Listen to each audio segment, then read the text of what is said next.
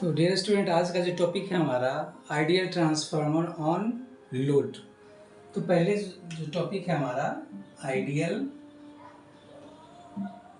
Transformer on load, है ना, ये आज का टॉपिक है। अच्छा, इससे पहले मैं आपको एक चीज़ बता दूं, आपका बेसिक इलेक्ट्रिकल का मैं कुछ रिकैप कर देता हूं। जैसे ये आर है और ये इंडक्टर है, ठीक है। ये आपका सप्लाई वोल्टेज भी है, ओके। करंट आई फ्लो होगा। तो फेजर डायग्राम कैसे बनाते थे? याद है, तुम क्या करते थे? करंट को हम रिफरेंस मान लेते थे ना। करंट को मैंने क्या किया, रिफरेंस मान लिया, है ना। ये आरएमएस वैल्यू चला। ओके, सपोज कि ये ए पॉइंट है, ये बी है और ये सी है। हमें करना है कि ए से सी पे जाना है, ठीक है। तो पहले हमें ए से बी पे, मान लो ये पॉइंट हमारा ए है, ए से बी पे जाना है। करंट दिया हुआ है, तो ड्रॉप क्या होगा इसका, I इंटू आर। हमें दो ही चीज़ को ड्रॉ करना है, एक करंट और एक वोल्टेज ड्रॉप को, और तीसरा सप्लाई वोल्टेज। तो अभी मैंने करंट को ड्रॉ कर दिया है एक्स एक्सिस पे। तो इसमें जो ड्रॉप होगा रेजिस्टेंस में क्या होता है, I इंटू आर। और रेजिस्टिव एलिमेंट में क्या होता है, जो उसका जो वोल्टेज होगा उसका डायरेक्शन वही होगा जो करंट का होगा। मतलब रेजिस्टेंस के केस में वोल्टेज ड्रॉप, वोल्टेज होता है वो करंट के फेज में होता है। तो ए से बी पॉइंट बी हो गया और इसका वैल्यू कितना हो गया, आई इंटू आर। क्लियर। अब हमें करना क्या, बी से सी पे जाना है। तो बी से जो सी है, ये क्या है, इंडक्टर है। तो इसका जो वैल्यू होगा क्या होगा, आई इंटू एक्सएल। क्लियर, आई इंटू एक्सएल। तो इंडक्टर के केस में क्या होता है कि करंट जो होता है वो लैग करता है। तो करंट को तो आपने इस एक्सिस पे दिखा ही चुका है, तो किसको ड्रॉ करना होगा हमें, वोल्टेज को। तो करंट लैग कर रहा है, इसका मतलब वोल्टेज लीड कर रहा है। कितना डिग्री से लीड करता है, 90 डिग्री से, है ना। तो यहाँ पे क्या करेंगे आप, 90 डिग्री पे, यहाँ से 90 डिग्री, है ना। ये जो वैल्यू होगा आई इंटू एक्सएल। क्लियर। ए से बी और बी से कहाँ पे चले गया, सी पे आ गया। एक तो ये तरीका ए से सी पे जाने का। तो दूसरा तरीका क्या है, ए से सी पे जाने के लिए क्या करना है, सप्लाई वोल्टेज से होके जाना पड़ेगा। ए से सी का जो वैल्यू हो क्या हो गया, ये भी हो गया। क्लियर है ना। तो अब जरा ये बताओ, मैं अब इसको मिटा देता हूं, इसको, और मैंने इस पॉइंट को भी मैंने मिटा दिया, ठीक है ना। अब क्या देख रहे हो, ये जो बी और आई है, ये क्या है, फाइव फेज एंगल बोलते हैं। मतलब फेज एंगल क्या है, ये angle between voltage and current, है ना। यहाँ पे क्या देख रहे हो कि करंट क्या कर रहा है, लैग कर रहा है वोल्टेज से, या वोल्टेज लीड कर रहा है करंट से। ये याद रखना, ठीक है। कैसे ड्रॉ करते हैं ना। चलिए, अब हमारा मेन टॉपिक क्या है, आइडियल ट्रांसफार्मर ऑन लोड, है ना। तो सबसे पहले अभी तक जो मैंने सीखा था, नो लोड पे क्या था, आपने सीखा था कि नो लोड पे जो होगा, एक क्या होगा, सप्लाई वोल्टेज हमारा क्या था, V1। और इसमें एक ही करंट होता था, मैग्नेटाइजिंग करंट, जो कितना डिग्री लैग करता था, 90 डिग्री। इसी से क्या होता था, मैग्नेटिक फ्लक्स प्रोड्यूस होता था। और EMF प्राइमरी में E1 और E2 इंड्यूस्ड हो जाता था। तो मैग्नेटाइजिंग करंट जो है सप्लाई वोल्टेज से 90 डिग्री लैग कर रहा है, और E1 और E2 क्या कर रहा है, मैग्नेटाइजिंग करंट या फ्लक्स से 90 डिग्री लैग कर रहा है। क्लियर। तो जरा सोचिए, ये हो गया नो लोड पे। अब मैं बताने जा रहा हूँ ऑन लोड पे। लोड का मतलब क्या हो गया, कि आपने ट्रांसफार्मर लिया, प्राइमरी साइड को आपने क्या किया, सप्लाई से कनेक्ट कर दिया, और सेकेंडरी साइड में क्या किया, आपने एक बल्ब लगा दिया, फैन लगा दिया, मतलब यूज़ करना शुरू कर दिया आपने, ठीक है ना। तो अब जो है मैं इसको जाऊँ, तो जैसे आपका ये आइडियल ट्रांसफार्मर है ना, ये आपका आइडियल ट्रांसफार्मर है।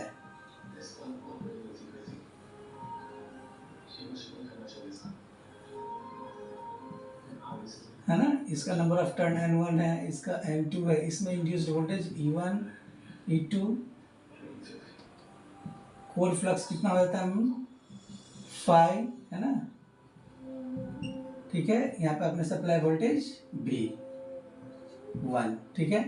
तो जब अभी नो लोड पे जो है, अभी क्या, अभी इधर कोई लोड नहीं लगाया है, तो इसमें जो करंट फ्लो होगा क्या होगा, वो मैग्नेटाइजिंग करंट। तो यहाँ पे आप क्या लिखेंगे, V1 से क्या निकला, मैग्नेटाइजिंग करंट, इससे फ्लक्स प्रोड्यूस हुआ, कोर फ्लक्स, और ये दोनों फ्लक्स, ये जो फ्लक्स है दोनों वाइंडिंग से पास कर रहा है, तो इसमें E1 और E2 इंड्यूस्ड हो जाएगा। क्लियर।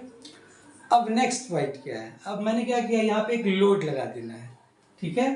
तो लोड में क्या हो सकता है, combination of RL RC RLC, अभी जस्ट मैंने जो बताया था, ठीक है ना। तो ये आपने, मैंने एक लोड लगा दिया, मान लिया इसमें RL लोड है ना, क्लियर, और ये वोल्टेज क्या है V2। तो ये आइडियल केस में क्या होता है कि वाइंडिंग का रेजिस्टेंस और लीकेज रिएक्टेंस हम नहीं लेते हैं, है ना। तो यहाँ पे E2 और V2 दोनों क्या हो गया, सेम। तो जैसे ही आप लोड से लगाओगे, मतलब कोई बल्ब से लगाओगे, तो इससे क्या हो गया, करंट फ्लो होना शुरू हो जाएगा। क्लियर। तो इससे क्या हो गया, करंट फ्लो हो गया। ओके। अब मैंने बताया था ना कि अब जैसे कि RL लोड है और ये आपका सप्लाई वोल्टेज है, E2 और V2 दोनों सेम है। तो इसमें जो ये मान लिए कि RL लोड है, तो RL लोड किसमें क्या होता है, करंट क्या होगा, लैग करेगा, है ना, वोल्टेज से। तो इसमें करंट कितना फ्लो है, I2, वोल्टेज क्या है इसका, V2 है ना। तो यहाँ पे क्या लिख सकते हो, ये V2 है ऐसे, तो करंट लैग करेगा, मतलब क्या, ये I2 कितना एंगल से लैग करेगा, Phi2। क्लियर, समझ में आया। और ये V2 और E2 दोनों क्या है, सेम वैल्यू है मैग्नीट्यूड में। चलिए अब बताता हूँ मैं रीजन। तो जैसे ही आपने क्या किया, यहाँ से क्या करंट फ्लो होगा, तो जैसे ही करंट फ्लो होगा तो क्या हो गया, फिर से मैग्नेटिक फ्लक्स प्रोड्यूस हो जाएगा, है ना। तो मान लिया मैग्नेटिक फ्लक्स प्रोड्यूस हो गया कितना, Phi2। अब ये मैग्नेटिक फ्लक्स क्या करेगा, अपोज करेगा उसको जिससे ये प्रोड्यूस हुआ है। तो मैग्नेटिक फ्लक्स किससे प्रोड्यूस हुआ, I2, और I2 कब हुआ, बिना E2 के तो I2 आएगा नहीं, बिना सोर्स का तो करंट होगा नहीं। अब ये E2 किसके कारण हुआ है, इस फ्लक्स के कारण, है ना। तो जो मेन कारण है ये E2 प्रोड्यूस होने का, ये फ्लक्स है। तो ये जो फ्लक्स है इसको क्या करेगा, ये अपोज करेगा, मतलब ये जो फ्लक्स है इसको क्या करेगा, अपोज करेगा। तो जैसे ही अपोज करेगा, तो ये जो कोर है, इस कोर में का जो फ्लक्स है अब क्या हो गया, घट जाएगा, है ना। कोर का फ्लक्स का जो मैग्नीट्यूड है घट जाएगा। तो कोर फ्लक्स अगर घट जाएगा तो बेसिकली कि E1 और E2 भी क्या होगा, उस पर भी इफेक्ट पड़ेगा। लेकिन हम चाहते हैं कि फ्लक्स जो है हमेशा कांस्टेंट रहे, है ना। इसका मतलब क्या हो गया कि इसको कांस्टेंट रखना चाहते हो, तो इसका मतलब ये हो गया कि इसको बैलेंस करने के लिए एक एक्स्ट्रा करंट लाना पड़ेगा, और उस करंट से जो फ्लक्स प्रोड्यूस होगा वो फ्लक्स इस फ्लक्स को क्या करेगा, दूसरे को कैंसिल कर देगा। क्लियर ना। तो अब मान लिया जाए कितना करंट लेगा ये, तो सेकेंडरी साइड में MF कितना होगा, सेकेंडरी साइड का करंट कितना है, I2, number of turn N2, primary side का नंबर ऑफ टर्न N1, कितना करंट लेगा ये, I2 डैश। क्लियर। तो I2 डैश का वैल्यू कितना हो गया, N2 by N1 into I2, मतलब KI2।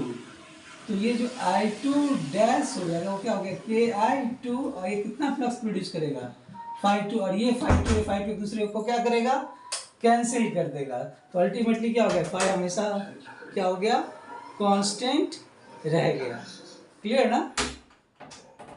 तो ये हो गया आपका आइडियल ट्रांसफार्मर ऑन लोड का। अब इसका मैं फेजर डायग्राम ड्रॉ कर रहा हूँ। क्लियर ना। तो जरा बताओ आप कि जब ये सप्लाई वोल्टेज, जब ideal transformer on no load था, तो यहाँ पे क्या था, V1, और इस पे क्या था, मैग्नेटाइजिंग करंट, है ना। इसी पे क्या था, फ्लक्स, ये प्रोड्यूस क्या हो गया, इस पे E1 और E2 दोनों, है ना। और E2 और V2 दोनों क्या हो गया, यहाँ पे इसी एक्सिस पे हो गया V2। ओके। करंट क्या किया मैंने, लैगिंग मान लिया कि RL लोड मान लिया है, तो V2 यहाँ पे करंट क्या लैग कर रहा है, कितना एंगल से, Phi2 एंगल से। तो मैंने यहाँ पे क्या हो गया, ये I2, और कितना एंगल से लैग कर रहा है, ये Phi2। I2 किससे लैग कर रहा है, V2 से। क्लियर। अब मैंने क्या बताया कि प्राइमरी से एक्स्ट्रा करंट निकलेगा I2 डैश, है ना। क्लियर। और उससे जो करंट निकलेगा, उससे जो फ्लक्स होगा एक दूसरे को कैंसिल कर देगा। तो ये जो करंट होगा यहाँ पे I2 है, तो इसको बैलेंस करना है, इस I2 को क्या करना है, हमें कैंसिल करना है ना। तो इसके ठीक अपोजिट में क्या करेंगे, I2 डैश, जिसका वैल्यू क्या होगा KI2, और ये कितना एंगल बनाएगा ये सप्लाई वोल्टेज से, ये phi2 है, तो ये भी क्या हो गया phi2। ओके, अब हमें करना क्या है कि प्राइमरी करंट कितना होगा। तो प्राइमरी करंट क्या हो जाएगा, सप्लाई कितना करंट होगा, मैग्नेटाइजिंग करंट प्लस ये करंट। क्लियर ना। तो इसको कैसे ड्रॉ करेंगे आप,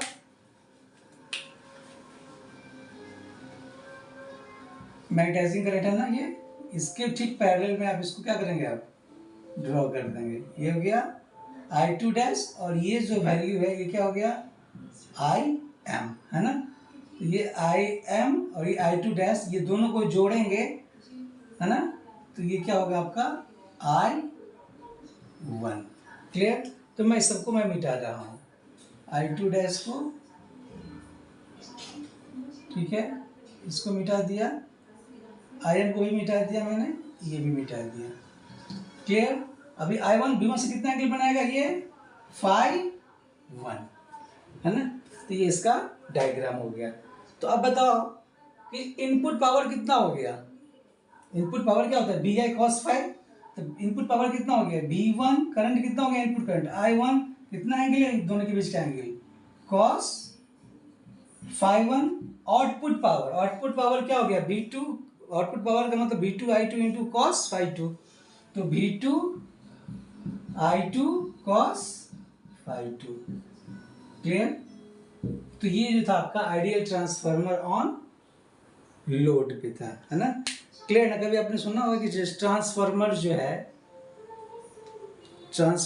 क्या क्या होता है, उसमें कभी कभी आग लग जाता है। सपोज कि सुसाइड कर लिया, क्यों कर लेता है, क्योंकि अगर आप क्या करते हो, करंट बढ़ाओगे, डिमांड बढ़ते जा रहा है, करंट बढ़ेगा, लेकिन हर एक ट्रांसफार्मर में जो वायर होता है उसकी करंट रेटिंग कैपेसिटी क्या होती है, फिक्स होती है। अगर करंट ज़्यादा ड्रॉ करोगे, उससे उसकी कैपेसिटी से ज़्यादा ड्रॉ करोगे, तो क्या होगा, वो जल जाएगा, है ना। क्लियर ना। तो ये था आपका आइडियल ट्रांसफार्मर ऑन लोड पे। नेक्स्ट है प्रैक्टिकल ट्रांसफार्मर के बारे में बता देता हूँ। मैंने इसका समरी एक बार मैं ड्रॉ कर दूँ फिर से, नहीं तभी रहने देते हैं। प्रैक्टिकल ट्रांसफार्मर बता देता हूँ। Practical transformer, practical transformer on load, ठीक है। इसमें दो केसेस कंसीडर करते हैं, ठीक है। एक बार में क्या करते हैं हम कि R1 X1 या R2 और X2 को क्या करते हैं, नेगलेक्ट मान लेते हैं। मतलब winding resistance, leakage reactance primary side का, वाइंडिंग रेजिस्टेंस सेकेंडरी साइड का, और लीकेज रिएक्टेंस सेकेंडरी साइड का, दोनों को मैंने कंसीडर नहीं किया। लेकिन उसमें लॉसेस होगा, आयरन लॉस, हमने उसको कंसीडर करेंगे। तो अब ज़रा सपोज कीजिए कि ये आपका, तो जब पहले सपोज करो आप कि जब वो प्रैक्टिकल ट्रांसफार्मर था ऑन नो लोड पे, तो उससे क्या करंट निकलता था V1 से क्या निकला, एक करंट निकला था V1 से, जो करंट निकला था I0, नो लोड करंट। अभी नो लोड पे मैं बता रहा हूँ। अभी नो लोड करंट दो करंट से बना था, एक मैग्नेटाइजिंग करंट से और एक आयरन लॉस करंट से। इस मैग्नेटाइजिंग करंट से क्या प्रोड्यूस हो गया, फ्लक्स। इससे फिर क्या हो जाएगा E1 और E2। क्लियर। यहाँ तक जो है मैंने, ये हो गया practical transformer on no load. तो इसका मैंने डायग्राम ड्रॉ किया था। ये क्या था V1, ये मैग्नेटाइजिंग करंट IM, ये क्या था आयरन लॉस करंट, ठीक है। और यहाँ पे क्या था E1 और E2, और ये जो दोनों का जो वेक्टर सम था मैग्नेटाइजिंग करंट और आयरन लॉस करंट का, उसको क्या लिखे थे हम I0, और ये जो एंगल था क्या था, ये phi0। नहीं, मतलब ये जो phi0 क्या है, नो लोड प्राइमरी करंट और सप्लाई वोल्टेज के बीच का एंगल है। तो ये डायग्राम था आपका practical transformer on no load का। अब करना कि आपने लोड डाल दिया, मैंने जैसे ही बताया था, ड्रॉ किया था आपने कि एक ट्रांसफार्मर है ना, क्लियर? यहाँ पे आपने क्या किया, लोड डाल दिया है। तो I2 ये हो गया, V2 ये E2, E1 supply voltage V1 है ना। इसमें क्या हो गया, फ्लक्स प्रोड्यूस हो गया। क्लियर? सेम चीज, तो जैसे ही आप लोड डालोगे फिर क्या होगा, इससे करंट फ्लो होगा I2, इससे फ्लक्स प्रोड्यूस होगा phi2 डैश, और ये phi2 डैश क्या होगा, इस कोर फ्लक्स को क्या करेगा, अपोज करेगा। तो कोर के अंदर का जो फ्लक्स क्या हो गया, वो घट जाएगा। तो उसको घटने से का मतलब E1 I2 भी चेंज हो जाएगा, लेकिन हमें करना क्या है कि उसको चेंज नहीं करना है।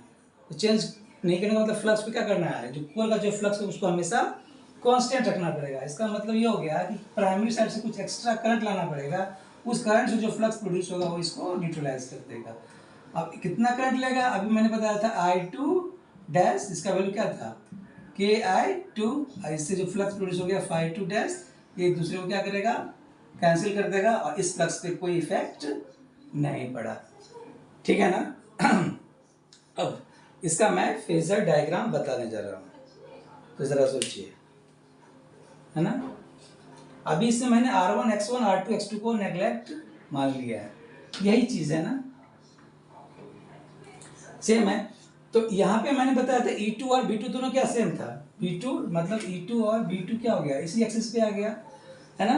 तो करंट क्या हो गया, करंट क्या हो गया, उसमें लैग करेगा कितना एंगल से, phi2 से।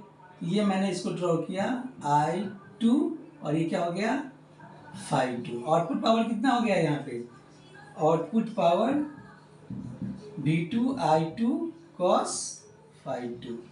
नाउ मैंने क्या करना है, इसको कैंसिल करना है ना, इसको मैंने क्या किया, इसको ठीक इसके पॉजिटिव में I2 डैश। क्लियर? ये कितना एंगल बनाएगा ये, अब इसमें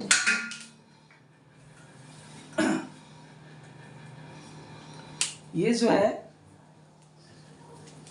ये phi2 है, तो ये एंगल जो हो गया, ये भी क्या हो गया phi2, है ना। तो अभी करना क्या हमें कि I0 को और I2 डैश को दोनों को जोड़ेंगे, तब वो क्या हो गया, वो I1, मतलब ये V1 से क्या निकला I1, और I1 दो करंट से बना, कौन कौन, I0 और I2 डैश। क्लियर, है ना। और I0 क्या हो जाएगा IM और IW, उसी तरह फ्लक्स सेम चीज E1 और E2, है ना, फिर उसी चीज को मैंने रिपीट कर दिया है। तो अब जरा बताओ, इस दोनों को क्या करना, हमें जोड़ना होगा ना। तो ठीक पैरेललोग्राम लॉ से जो है, ये I2 डैश और ये क्या हो जाएगा I0, और ये जो दोनों होगा, है ना, ये क्या कहलाएगा I1। क्लियर? अब मैं सबको मिटा रहा हूँ, किस किस को मिटा रहा हूँ, मैंने मैग्नेटाइजिंग इसको मिटा दिया, ठीक है, इस पॉइंट को मैंने मिटा दिया,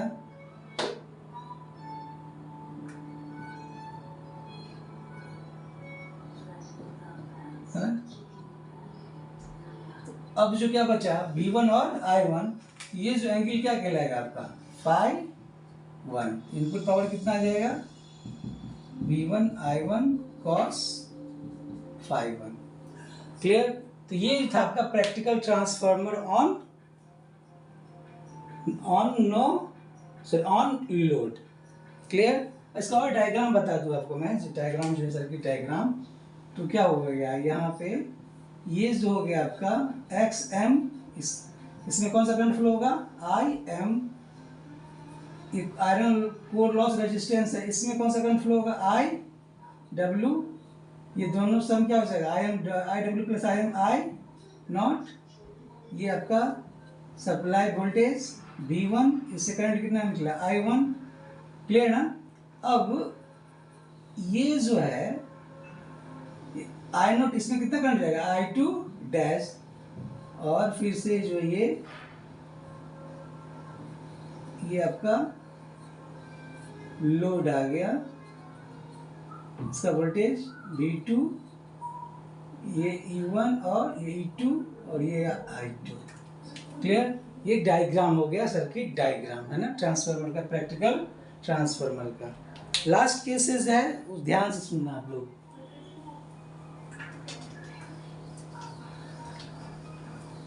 कि इसमें कंसीडर करेंगे किसको, R1 और X1 R2 X2 सबको क्या करेंगे, कंसीडर करेंगे। तो सर्किट डायग्राम क्या होगा, सुन लीजिए।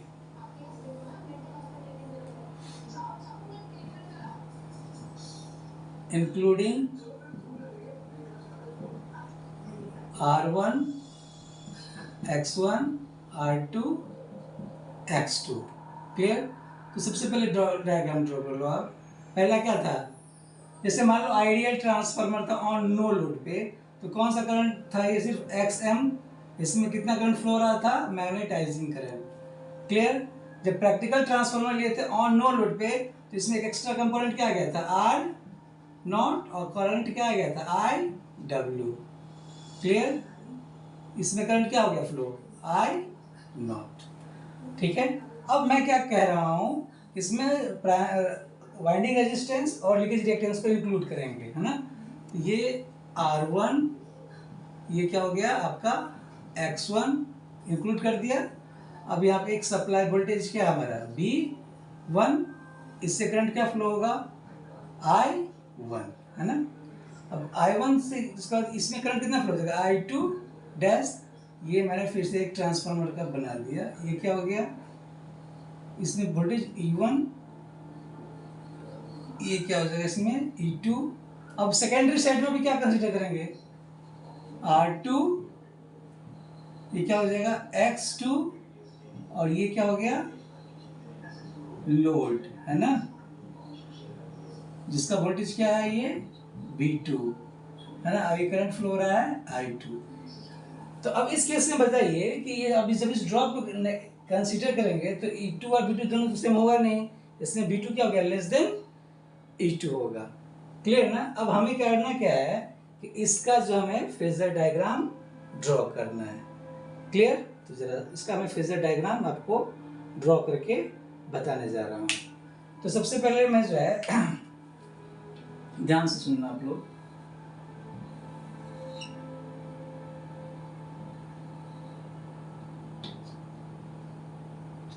ओके, तो ये जो सप्लाई वोल्टेज अगर ये नहीं था, ये E1 है, तो ये इसका भी वोल्टेज E1 होगा, इसका भी वोल्टेज, तीनों क्या है पैरेलल में है। तो जो सप्लाई वोल्टेज इसका E1 का वैल्यू ये है, ये भी E1, ये भी E1 होगा। लेकिन अब जब इसको कंसीडर करेंगे तो जो सप्लाई वोल्टेज क्या होगा, E1 plus this drop, clear ना। उसी तरह E2 के लिए E2 क्या होगा, वोल्टेज V2 में क्या करेंगे, R2 X2 का जो ड्रॉप होगा उसको हम ऐड करेंगे, क्लियर। तो सबसे पहले करते क्या है कि जो आप जो सीखे थे आप यहाँ पे क्या था आपका मैग्नेटाइजिंग करंट और इस पे फ्लक्स, इसी पे क्या था E1 और E2, कोई कंफ्यूजन तो नहीं इसमें ना, ओके। और ये हो गया IW, इसको मैं भूल जाता हूँ, सेकेंडरी साइड से लिखते हैं ना। हमें E2 पे जाना है, मतलब V2 में ये ड्रॉप को हमको ऐड करना है। तो अभी सपोज करो कि V2 का आप रिफरेंस मान लो कहीं पे, मान लो यहाँ पे ये रिफरेंस है, ये आपका V2 हो गया, और RL लोड है, तो इसमें करंट क्या करेगा, I2 लैग करेगा, कितना एंगल से, phi2 एंगल से। तो ये मान लो ये आपका करंट हो गया I2, ये क्या कर रहा है, ये phi2 एंगल से लैग कर रहा है, I2 लैग कर रहा है किससे, V2 से, ओके। V2 आप हो गया, इस V2 में क्या ऐड करना है हमें, this drop plus this drop, clear. अब बताओ V से R, इसका ड्रॉप क्या होगा, रेजिस्टेंस का ड्रॉप क्या होगा, I2 इंटू R2। करंट का डायरेक्शन मैंने ड्रॉ कर दिया है, हमें वोल्टेज को ड्रॉ करना है। इसका जो वोल्टेज होगा कि I2 R2, उसका डायरेक्शन क्या होगा, जो I2 का डायरेक्शन है, तो ये क्या होगा, ठीक इसके पैरेलल है ना। तो ये क्या हो गया I2 R2 हो गया। अब ये यहाँ पे पहुंच गया हो ना। तो V2 में आपने I2 R2 ऐड कर दिया है, अब क्या करेंगे I2 X2 को ऐड करेंगे, तब जाके वो E2 बनेगा। अब जरा बताओ आप, तो इसमें ड्रॉप क्या होगा, I2X2 यानी इंडक्टर है, तो इंडक्टर में क्या होता है, करंट लैग करता है, तो करंट को तो आपने दिखा दिया है, इसका मतलब वोल्टेज लीड करेगा कितना डिग्री से, 90 डिग्री से। तो ये करंट का डायग्राम जो है आपका बिल्कुल ऐसा ही होगा, है ना।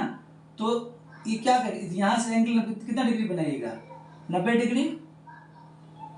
इसका जो वैल्यू होगा I2 इंटू X2, क्लियर। तो ये V2 I2 R2 plus I2 X2, तो ये जो यहाँ से लेके यहाँ का जो वैल्यू होगा ना, ये लेंथ जो होगा आपका, ये क्या होगा, ये हो जाएगा E2, क्लियर ना। और मान लो कि अगर नंबर ऑफ टर्न कम है तो मान लो N1 सपोज करो, सॉरी ये E1 का मैग्नीट्यूड यहाँ पे है, क्लियर, सपोज किया, दोनों डायरेक्शन सेम होगा।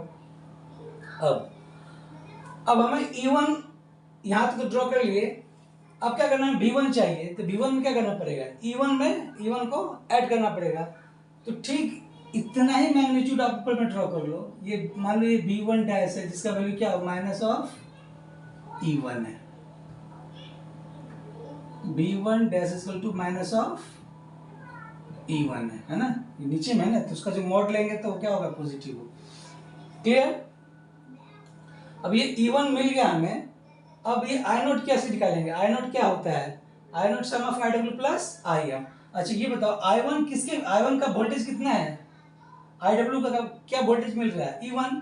तो IW जो होगा फेज में होगा किसके, E1 के फेज में, ये वाला ना, ये क्या हो गया, फेज में है। अब IW और IM को क्या करोगे आप, दोनों को जोड़ दो, है ना, ये क्या कहलाएगा, I0, नहीं I0 हो गया। हमें चाहिए I1 चाहिए, अब I1 के लिए क्या चाहिए, I2 डैश अपने ड्रॉ किया नहीं है, तो क्या हो गया, यहाँ पे आपने I2 डैश ड्रॉ कर दिया, क्लियर। I2 डैश ड्रॉ किया, तो अब जो है ये I1 क्या है, सम of I0 plus I2 dash, ठीक। ये पैरेललोग्राम से यहाँ पे आप क्या करेंगे आप, ठीक है, ये जो हो गया आपका I1, है ना, I1 ड्रॉ कर लिए, मतलब ये जो एक्सिस हो गया I1 का हो गया। अब यहाँ पे हो ना, ये यहाँ से यहाँ तक का जो लेंथ है आपका, ये वाला लेंथ है, इस यही लेंथ है। अब इसमें ये ड्रॉप ऐड करोगे तो इसका ड्रॉप कितना होगा, I1 इंटू R1। तो इसमें आपने क्या किया, ठीक इसके पैरेलल I1 इंटू R1, आप यहाँ पे पहुँच गए, है ना, करंट, ये करंट का डायरेक्शन है। अब ये ड्रॉप क्या होगा, I1 X1, और क्या होगा, ये वोल्टेज क्या इंडक्टर है, तो ये जो इंडक्टर की जो वोल्टेज होता है वो क्या होता है, वो लीड करता है करंट के रिस्पेक्ट में। तो करंट तो इधर है, कितना डिग्री लीड करेगा, 90 डिग्री, है ना। इसका वैल्यू कितना हो गया, I1 X1, ठीक है। तो ये magnet E1 I1 R1 plus I1 X1, इस तीनों को जोड़ेंगे, ये जो कहलाएगा, क्या कहलाएगा, ये V1, है ना। अब मैं सबको मिटा रहा हूँ, सबको मिटाने का मतलब क्या हो गया, अब इसको मैंने यहाँ से सिर्फ